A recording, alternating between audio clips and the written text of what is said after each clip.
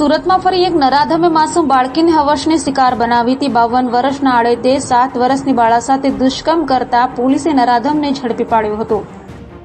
સુરતને ફરી સંસાર કરતી ઘટના બની હતી। વાત એમ છે કે સુરતના લીંબાદમાં રહેતા પરિવારની 7 વર્ષની બાળા શાળાએથી ઘરે આવી હતી, જેને નરાધમ 52 વર્ષીય મહેન્દ્ર શાહ અને તેના ઘર નીચે આવેલ ગોડાઉનમાં લઈ ગયો હતો અને ત્યાં બાળા સાથે નરાધમે દુષ્કર્મ આચર્યું હતું।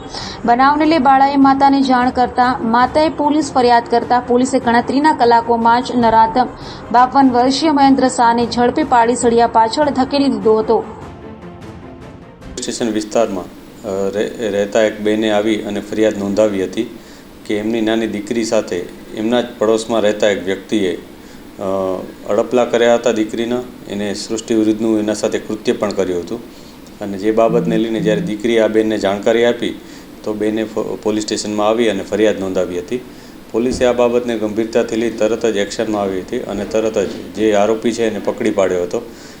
આરોપીની અન્ય પૂછપરછ પણ પોલીસે કરી છે। એનો જે મોબાઈલ છે એ પણ ચેક કર્યો છે, એની મોબાઈલની ડિટેલ પણ અમે મેળવી છે અને આ બધી વિગતો અમે FSLમાં પણ મોકલવામાં આવનાર છીએ।